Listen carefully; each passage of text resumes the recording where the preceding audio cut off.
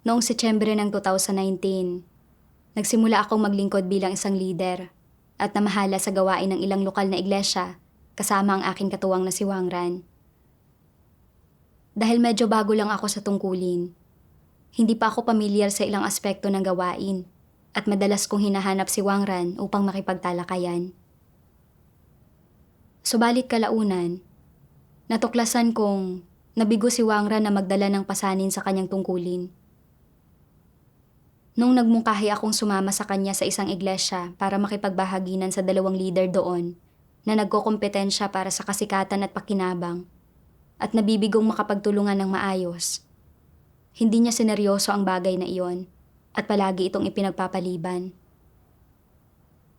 Bilang resulta, dahil masyado kaming mabagal sa pagresolba ng isyu, negatibong naimpluwensyahan ang gawain ng iglesia. Higit pa rito, pinatagal din niya noong ginusto kong talakayin kung paano kami makatutulong lumutas ng ilan sa mga isyu at mga problemang kinakaharap ng mga kapatid habang nagpapalaganap ng ebanghelyo. Dahil dito, hindi nalutas ang mga isyong iyon sa tamang oras at ang gawain ng ebanghelyo ay negatibong naapektuhan. Napansin kong walang pagpapahalaga sa responsibilidad sa kanyang tungkulin si Wang Ran at isinaalang-alang kong sabihin ito sa kanya. Ngunit bago lang ako sa tungkuling ito ng pagiging leader at hindi pa pamilyar sa ilang aspekto ng gawain, kaya nag-alala ako na kapag napasama ko ang loob niya at naapektuhan ang aming relasyon sa paggawa, hindi na niya ako tutulungan kapag naharap ako sa mga problema sa aking tungkulin. Sa kadahilan ng ito, hindi ko na sinabi sa kanya ang obserbasyon ko. Hindi nagtagal pagkatapos niyon, napansin kong madalas manghusga ng mga tao si Wang Ran batay sa kanyang mapagmataas na disposisyon kapag nag-aayos ng mga tauhan. Sasabihin niya na hindi pwede itong taong ito at walang kwenta iyang isang iyan. At magbibigay ng lahat ng uri ng dahilan para hindi sila linangin. Bilang resulta, naging mabagal ang pag-usad ng ilang proyekto ng iglesia dahil sa kabiguang makapagtalaga ng angkop ng mga taong mamamahala sa mga ito. Noong nalaman ito ng aming leader, nagpahanap siya sa amin ng angkop ng mga kandidato sa lalong madaling panahon. Ngunit nang makita ni Wang Ran ang mga kandidatong iminungkahi ko, agad niyang hinusgahan ang mga ito. Sinasabing hindi sila pasok sa hinahanap namin. Napaisip ako, mas maraming mga kapatid ang kailangang makilahok sa gawain ng iglesia. Pero hindi lamang siya nabigo sa paglinang ng mga tao. Palagi pa niyang hinahadlangan ang paglilinang sa kanila. Ginugulo at ginagambalan niya ang gawain ng iglesia. Ginusto kong talakayin sa kanya ang kabigatan ng isyong ito. Pero natakot ako na kung magsasalita ako ng diretsahan, mamasamain niya ito. Kaya kaswal ko na lang binanggit na hindi tayo dapat nanguhusga ng mga tao. Gayunpaman, hindi tinanggap ni Wang Ran ang aking mungkahi. Sa isa pang pagkakataon, noong pumunta ako sa iglesia kasama siya para mag-host ng eleksyon ng isang leader, isang brother ang hindi nalinawan tungkol sa ilang prinsipyo hinggil sa eleksyon at nagtanong ng ilang katanungan. Ngunit hindi lang sa hindi ibinahagi ni Wang Ran ang katotohanan at tinulungang malutas ang mga tanong nito. Nagalit pa siya sa nakita niyang kakulitan nito at pinuna ito dahil doon. Nauwi ito sa isang napaka-nakaiilang na paligid habang nasa pagtitipon at nakaimpluwensya sa eleksyon. Nakita ko na bilang isang leader, hindi tinrato ni Wang Ran ang mga kapatid ng may pag-ibig. Nilimitahan ang mga ito mula sa posisyon ng kanyang katayuan at ginambala ang eleksyon. Ginusto ko sanang sabihan siya. Subalit, noong gagawin ko na iyon, naisip ko kung paano na noong inungkat ko sa kanya dati ang mga pagkukulang niya, bukod sa hindi niya tinanggap ang aking opinyon, naging mapanlaban at nagalit pa siya. Kung hindi niya ulit tatanggapin ang mungkahi ko at pupunahin ako sa harap ng napakaraming kapatid. Siguradong mapapahiya ako. Huwag na lang, naisip ko. Mas kakaunti ang gulo, mas mainam. Hindi ko na dapat bigyan ng problema ang sarili ko.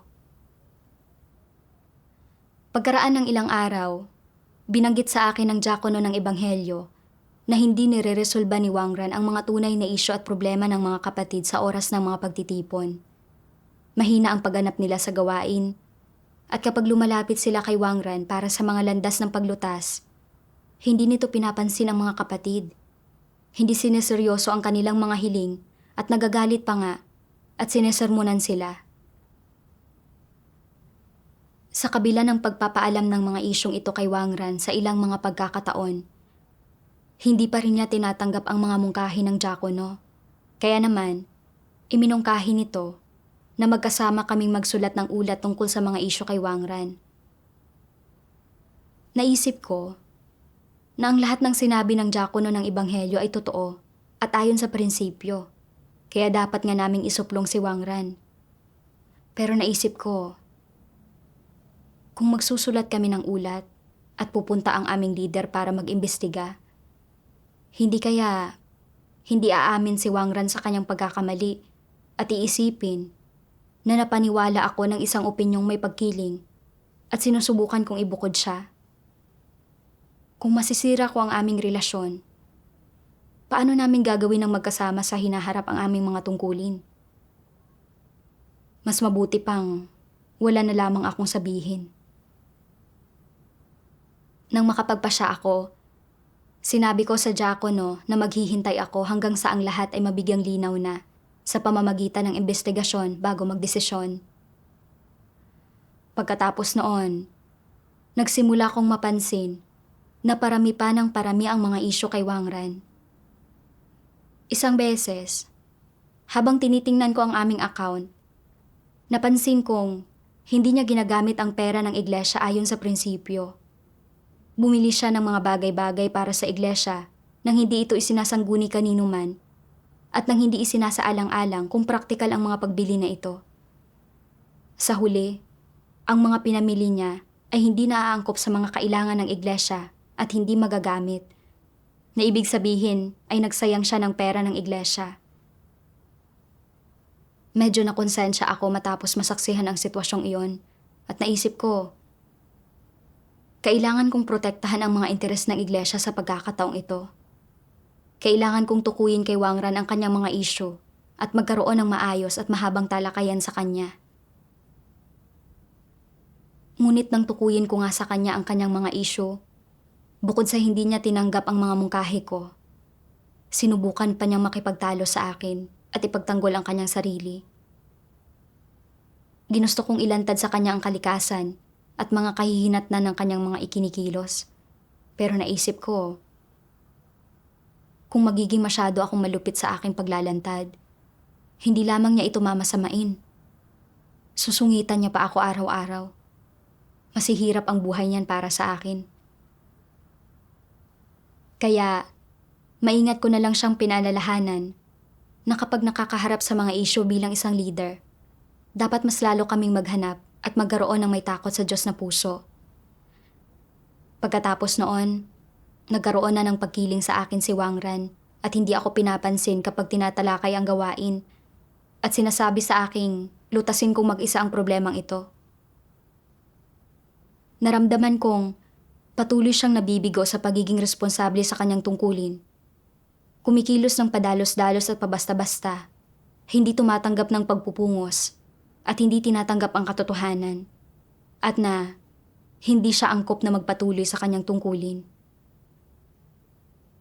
Ginusto kong sumulat ng liham sa leader tungkol sa kanyang sitwasyon. Ngunit nag-alala ako na kung matatanggal siya, baka isipin niyang isinumbong ko siya ng patalikod at masamain niya iyon. Pagkatapos, magiging nakaiilang iyon para sa akin kung sakaling magkita kaming muli sa susunod. Matagal ko itong pinag-isipan, pero sa huli ay nagpasya akong kalimutan na ang ideya ng pagsulat ng liham sa leader. Labis-labis akong nakonsensya na Sa kabila ng pagkakaunawa sa katotohanan, hindi ko pa rin kayang isagawa ang katotohanan dahil sa pagpigil ng aking tiwaling disposisyon. Sa mga sumunod na araw, wala akong ganang gumawa ng kahit ano. At lagi akong bigo sa lahat ng aking sinubukang gawin. At nabalot ako ng matinding kadiliman sa loob ko. Nanalangin ako ng madalas. Sinasabi sa Diyos ang tungkol sa aking sitwasyon at hinihiling sa Kanyang gabayan ako upang maunawaan ko ang aking sarili. Isang araw, sa oras ng mga devosyonal, nakita ko itong sipi ng mga salita ng Diyos. Kapag may nakikita kayong problema, pero wala kayong ginagawa para pigilan ito, hindi kayo nagbabahagi tungkol dito at hindi ninyo sinusubukang limitahan ito, at dagdag pa roon, hindi ninyo ito iniuulat sa mga nakatataas sa inyo, kundi nagiging mapagpalugod kayo sa ibang tao. Tanda ba ito ng kawalang katapatan? Tapat ba sa Diyos ang mga mapagpalugod ng mga tao? Hindi ni katiting. Ang gayong tao ay hindi lamang walang katapatan sa Diyos. Kumikilos pa siya bilang isang kasabwat ni Satanas, katulong at alagad nito. Hindi siya tapat sa kanyang tungkulin at responsibilidad, ngunit kay Satanas, lubos siyang tapat. Narito ang diwa ng problema. Pagdating sa propesyonal na kakulangan, posible na patuloy na matuto at pagsamahin ang inyong mga karanasan habang ginagampanan ang inyong tungkulin. Ang ganitong problema ay madaling lutasin. Ang pinakamahirap na lutasin ay ang tiwaling disposisyon ng tao. Kung hindi ninyo hinahangad ang katotohanan o nilulutas ang inyong tiwaling disposisyon, kundi palagi kayong nagiging mapagpalugod ng tao at hindi ninyo pinupungos o tinutulungan ang mga taong nakita ninyong lumalabag sa mga prinsipyo, ni hindi ninyo sila inilalantad o ibinubunyag, kundi palagi kayong umaatras. Hindi ninyo inaako ang responsibilidad. Ang gayong pagganap sa tungkulin na tulad ng sa inyo ay ikukompromiso lamang at aantalahin ang gawain ng iglesia. Ang pagturing sa pagganap sa iyong tungkulin bilang isang maliit na bagay nang hindi umaako ng kahit kaunting responsibilidad ay hindi lamang nakaaapekto sa pagiging epektibo ng gawain, kundi humahantong din sa paulit-ulit na pagkaantala sa gawain ng iglesia. Kapag ginagampanan mo ang iyong tungkulin sa ganitong paraan, hindi ba't nagiging pabasta-basta ka lang at nagiging mapanlinlang ka sa Diyos? Nagpapakita ba ito ng anumang katapatan sa Diyos? Kung palagi kang nagiging pabasta-basta habang gumaganap sa iyong tungkulin at patuloy kang walang pagsisisi, hindi maiiwasang maititiwalag ka. Natulungan ako ng mga salita ng Diyos upang maunawaan kung paanong ang mga mapagpalugod ng tao ay natatakot sumalungat sa iba. Nabibigong isaalang-alang ang mga interes ng sambahayan ng Diyos dahil sa laging pag-aalala sa pagpapanatili ng kanilang mga relasyon at hindi nag-aalinlangang isakripisyo ang mga interes ng sambahayan ng Diyos upang maprotektahan ang kanilang pansariling mga interes. Sa diwa, kumikilos lang sila bilang mga alipin ni Satanas na ginagambala at ginugulo ang gawain ng sambahayan ng Diyos. Wala sila ng katiting na katapatan sa kanilang tungkulin. At sila ay napakamakasarili at napakakasuklam-suklam. Sa pagninilay ko sa panahon ng aking pakikituwang kay Wangran, malinaw kong nakilatis na nabunyag siya bilang isang huwad na lider at dapat siyang ilantad at isuplong ayon sa mga katotohanang prinsipyo. Ngunit nag-alala ako na mamasamain niya ito at na mahihirapan akong makitungo sa kanya sa susunod. Bilang resulta, para mapanatili ang aming relasyon, kumilos ako gaya ng isang mapagpalugod ng tao. Nagbubulag-bulagan habang nagdudulot siya ng mga paggambala at panggugulo sa iglesia at nagdadala ng pinsala sa gawain ng iglesia. Sa akin naman, itinaboy ako ng Diyos at nahulog ako sa kadiliman at nagdusa ng matindi. Inilarawan ng mabuti ng mga salita ng Diyos ang pag-uugali ko. Kumikilos pa siya bilang isang kasabwat ni Satanas, katulong at alagad nito. Hindi siya tapat sa kanyang tungkulin at responsibilidad. Ngunit kay Satanas, lubos siyang tapat. Biniyayaan ako ng Diyos ng pagkakataong magampanan ang tungkulin ko bilang isang leader, na inaasahang isa sa alang-alang ko ang kanyang mga layunin at poprotektahan ang gawain ng iglesia. Ngunit sa pinakamahalagang sandali, hindi ko napunan ang inaasahang ito. Sa katunayan, tinulungan ko pa ang kaaway habang nakikinabang sa iglesia. Pinoprotektahan ang isang huwad na lider at kumikilos bilang kasabwat ni Satanas. Tiyak na kinasuklaman at kinamuhian ng Diyos ang mga ikinilos ko. Napaisip ako, alam kong dapat kong isuplong ang huwad na lider dahil sa paggagambala at panggugulo sa gawain ng iglesia, at nakonsensya ako dahil sa hindi paggawa nito. Ginusto kong isagawa ang katotohanan, ngunit bakit hindi ko ito magawa? Ano ang kumukontrol sa akin? Kalaunan, natagpuan ko itong sipi ng mga salita ng Diyos. Hanggat hindi nararanasan ng mga tao ang gawain ng Diyos at nauunawaan ang katotohanan, ang kalikasan ni Satanas ang namamahala at nagdodomina sa kanilang kalooban. Ano ba ang partikular na nakapaloob sa kalikasang iyon? Halimbawa, bakit ka makasarili? Bakit mo pinoprotektahan ang sarili mong katayuan? Bakit ka mayroong gayong katitinding damdamin? Bakit ka nasisiyahan sa mga di matutuwid na bagay na iyon? Bakit gusto mo ang mga kasamaang iyon? Ano ang batayan ng pagkahilig mo sa mga ganoong bagay? Saan nagmumula ang mga bagay na ito? Bakit ka masayang-masaya na tanggapin ang mga ito? Sa ngayon, naunawaan na ninyong lahat na ang pangunahing dahilan sa likod ng lahat ng bagay na ito ay dahil nasa kalooban ng tao ang laso ni Satanas. Ano ang laso ni Satanas? Paano ito maipapahayag? Halimbawa, kung magtatanong ka ng, paano dapat mamuhay ang mga tao? Para saan ba dapat nabubuhay ang mga tao? Sasagot ang mga tao, ang bawat tao para sa kanyang sarili at bahala na ang iba. Ipinahahayag ng nag-iisang pariralang ito ang pinakaugat ng problema.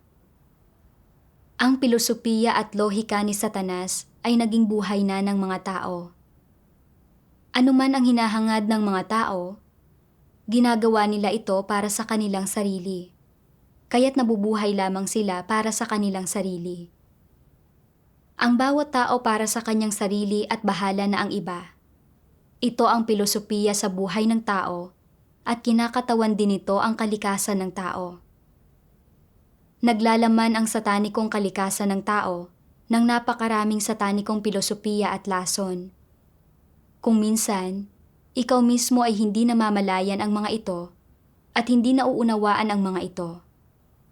Gayunpaman, bawat sandali ng iyong buhay ay batay sa mga bagay na ito.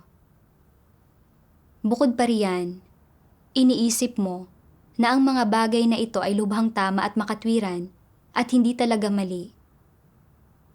Sapat na ito para ipakita na naging kalikasan na ng mga tao ang mga pilosopiya ni Satanas at namumuhay sila ng lubos na nakaayon sa mga ito, na iniisip na ang ganitong paraan ng pamumuhay ay mabuti at wala talaga silang anumang pakiramdam ng pagsisisi.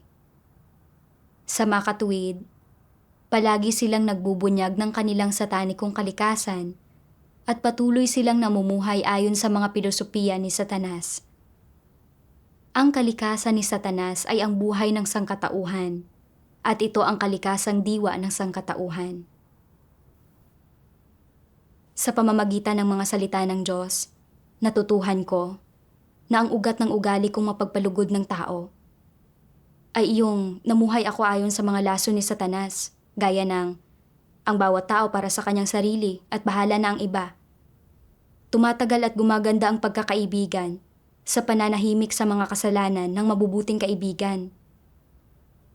Kung hahampasin mo ang iba, huwag mo silang hampasin sa mukha. Kung pupunahin mo ang iba, huwag mong punahin ang mga pagkukulang nila at iba pa. Ang mga lasong ito ay nakapag-ugat na sa aking puso at namuhay ako ayon sa mga ito. Laging naghahangad na mapanatili ko ang aking mga relasyon. Naging mas makasarili ako, mapanlinlang, at walang pagkakatulad sa tao upang hindi mapahiya. Ang mga lasong ito ay naging pinakakalikasan ko at lahat ng aking kilos ay kinontrol ng mga ito. Malinaw kung alam ang katotohanan, ngunit hindi ko lang talaga ito maisagawa. Bago ako nagsimulang manampalataya sa Diyos, sino man ang nakasasalamuha ko, lagi nang mas pipiliin ko ang mawalan sa aking mga pananalita at kilos, basta mapanatili ko lang ang aking relasyon sa isang tao at iwanan sila ng magandang impresyon. Matapos manampalataya sa Diyos, patuloy akong nabuhay sa ganitong mga satanikong lason. Upang mapanatili ko ang aking relasyon kay Wangran, hindi ko binanggit sa kanya ang kanyang mga isyu noong napansin ko ang mga ito at hindi siya inilantad at isinuplong. Kahit na pagkatapos kong malinaw na makitang nabunyag siya bilang isang huwad na lider na nauwi sa mga pinsala sa gawain ng iglesia. Napagtanto kong isa akong mapanlinlang na tao, sip-sip at mapagkunwari. Nakatutok sa mga pagsisikap kong mapanatili ang mga relasyon sa iba. Hindi ko binigyan ni katiting na pagsasaalang-alang ang gawain ng sambahayan ng Diyos o ang buhay pagpasok ng aking mga kapatid. Hindi ko man lang ginagawa ang aking tungkulin. Gumagawa ako ng kasamaan. Mas pinili kong salungatin ang Diyos kaysa ang aking kapwa-tao. Sa pagsisikap ko na maprotektahan ang aking mga pansariling interes, nabigo akong isagawa ang katotohanan. Hindi ako kumilos ayon sa prinsipyo at nagsilbing kampo ni Satanas. Hinahayaan ng isang huwad na lider na mapinsala ang gawain ng iglesia ayon sa kagustuhan niya. Sobrang kasuklam-suklam. Noon ko lamang napagtanto na ang mga mapagpalugod ng tao ay may masamang puso at kinasusuklaman sila ng Diyos. Kung hindi ako magsisisi, tiyak na itataboy at ititiwalag ako ng Diyos. Kalaunan, nakakita ako ng isa pang sipi ng mga salita ng Diyos na nagsasabing, kung taglay mo ang mga motibasyon at pananaw ng isang mapagpalugod ng tao, kung gayon, sa lahat ng bagay, hindi mo makakayang isagawa ang katotohanan at sumunod sa prinsipyo, at lagi kang mabibigo at matutumba. Kung hindi ka mapupukaw at hindi mo hahanapin ang katotohanan kailanman, isa kang hindi mananampalataya at hindi mo kailanman makakamit ang katotohanan at ang buhay. Ano kung gayon ang dapat mong gawin? Kapag naharap ka sa ganitong mga bagay, dapat kang manalangin sa Diyos at tumawag sa Kanya, magmakaawa para sa kaligtasan at hilingin na bigyan ka niya ng higit pang pananalig at lakas, nabigyan ka ng kakayahang sumunod sa mga prinsipyo, magawa ang dapat mong gawin, mapangasiwaan ang mga bagay-bagay ayon sa mga prinsipyo, matatag na manindigan sa posisyong kinatatayuan mo, protektahan ang mga interes ng sambahayan ng Diyos, at pigilan ang anumang pinsala na dumating sa gawain ng sambahayan ng Diyos. Kung kaya mong maghimagsik laban sa sarili mong mga interes, pride, at pananaw ng isang mapagpalugod ng tao, at kung ginagawa mo ang dapat mong gawin ng tapat at buong puso, kung gayon, matatalo mo na si Satanas at matatamo ang aspektong ito ng katotohanan. Lahat kayo ay nagsasabi na isinasaalang-alang ninyo ang pasanin ng Diyos at ipagtatanggol ang patotoo ng iglesia. Ngunit sino ba sa inyo ang talagang nagsaalang-alang sa pasanin ng Diyos? Itanong sa iyong sarili. Ikaw ba ay isang tao na nagpakita ng pagsasaalang-alang para sa pasanin niya? Magagawa mo bang maging matuwid para sa Kanya? Makakapanindigan ka ba at makakapagsalita para sa akin? May sasagawa mo ba ng matatag ang katotohanan? Ikaw ba ay may sapat na lakas ng loob na labanan ang lahat ng gawa ni Satanas? Makakaya mo bang isantabi ang iyong mga damdamin at ilantad si Satanas para sa kapakanan ng aking katotohanan? Mapahihintulutan mo ba ang aking mga layunin na matugunan sa iyo? Naihandog mo na ba ang iyong puso sa pinakamahahalagang sandali? Ikaw ba ay taong sumusunod sa aking kalooban? Itanong mo sa iyong sarili ang mga katanungang ito at madalas mong isipin ang mga ito.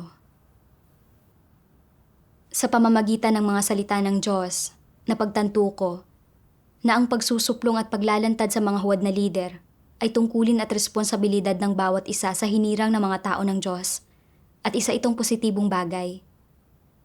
Ang paggawa nito ay pumuprotekta sa gawain ng iglesia mula sa sagabal. Binibigyang daan ang mga kapatid na magkaroon ng magandang buhay iglesia at tinutulungan ang mga huwad na lider na tunay na maunawaan ang kanilang mga kilos at magsisi sa Diyos sa tamang oras. Para sa akin naman, maling-mali akong naniwala na ang pagsusuplong sa isang huwad na lider ay makasasakit sa taong iyon. Kaya naman, kahit malinaw kong nakita na hindi gumagawa ng tunay na gawain si Wangran, nabigo akong isuplong at ilantad siya na nauwi sa pagkasagabal sa bawat proyekto ng iglesia. Napakatinding pagpapabaya nito. Kailangan kong itigil ang pamumuhay sa satanikong pilosopiya sa pagpapanatili ko ng relasyon sa iba. Kailangan kong manindigan sa Diyos, asikasuhin ang mga bagay-bagay ayon sa prinsipyo, protektahan ang gawain ng iglesia, at kumilos ng may pagpapahalaga sa katarungan. Sa pamamagitan lamang ng paggawa ng mga ito, ako naaayon sa mga layunin ng Diyos. Pagkatapos ay nanalangin ako sa Diyos. Sinasabi na, Diyos ko, muli at muli, binibigyan mo ako ng mga pagkakataong isagawa ang katotohanan. Ngunit patuloy akong namuhay sa isang tiwaling disposisyon. Pinoprotektahan ang aking sarili at nabibigong mapalugod ka. Sa pagkakataong ito, hindi na ako handang mamuhay sa pilosopiya ng mga mapagpalugod ng tao para sa mga makamundong pakikitungo. At susulat na ako ng liham upang ilantad si Wangran. Kung kailan, naghahanda na akong isulat ang aking ulat, inanyayahan ako ng aking leader para sa isang pagtitipon at tumuloy ako para ipagbigay alam sa kanila ang lahat ng isyu na mayroon si Wangran. Inamin ko rin kung paano ako naging mapagpalugod ng tao noong mga panahong iyon, nabigong isagawa ang katotohanan, at nagdulot ng mga pinsala sa mga interes ng iglesia. Pagkatapos suriin ang sitwasyon at imbestigahan, natuklasang isang huwad na lider si Wangran na nabigong gumawa ng tunay na gawain at nararapat tanggalin. Noong araw ng pagtatanggal kay Wangran, pagkatapos ng paglalantad ng lider sa pag-uugali niya, pinagbigay nila ako ng aking mga komento. Medyo nakaramdam ako ng pag-aalala. Kung ilalantad ko siya, tiyak na mamasamain niya iyon. At isiping, kaya lamang siya natanggal ay dahil isinuplong ko ang kanyang mga problema. Hindi ba't mas mahihirapan ako makasalamuha sa kanya sa hinaharap?